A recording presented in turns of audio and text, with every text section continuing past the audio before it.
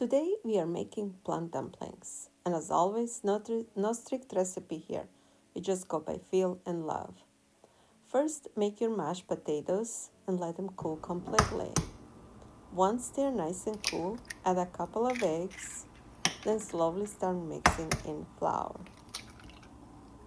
You want enough flour so the dough is soft, smooth, and doesn't stick to your hands. Sometimes the potatoes are a little wetter and they might release more water as you're continuing doing this process. So just add as much as flours as you go. No stress. When the dough feels just right, you will make the nice balls. In a bowl, we'll create sugar and then add a little bit of cinnamon. That will be, you can also add vanilla sugar if you like.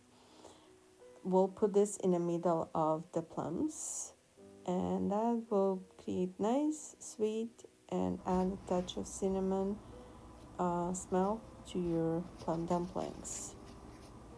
So you create a nice ball, you roll it more in a flour if needed, so as long as it doesn't stick to your hands. And then with your fingers, you're gonna shape the nice flat a little ball or circle. And then in the plum, which were cleaned and pitted, you put the sugar and cinnamon mixture and close it up nicely. And then you're gonna be connecting the ends of this dough and like you're sewing it together, so gently mixing it until you have no open dough, and you want to make sure it's nice and smooth, because what will happen if not, while it's cooking, the plum juice will be coming out of the ball, and then you're losing on the taste. And then you continue making this process until you use all mixture, the dough mixture and the plums. And you'll boil the dumplings in the large pot of the water. Once you put them in, you always want to stir them a little bit, so this way they don't stick to the bottom of the pot.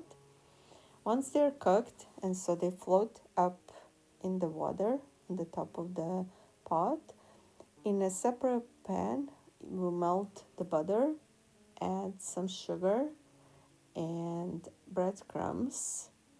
Then we'll mix that and let that all absorb the butter. And in the meantime, while we're doing this, it's going to become nice golden brown. So this is the best part, coating them. Then carefully roll your dumplings in this mixture until every side is coated with a buttery, sweet, crunchy goodness. And there you have it, fresh, warm, sweet plum dumplings. Best enjoyed right away. You can always sprinkle a little more sugar on the top. The soft dough, sweet plums, and hint of cinnamon is just heavenly.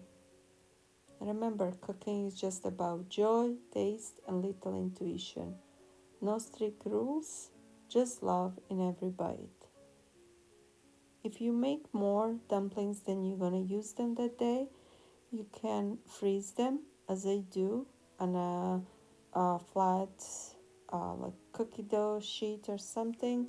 Put them in a freezer, freeze them separately, and then once they're frozen, then place them in a bags, and you will be able to enjoy them all winter long.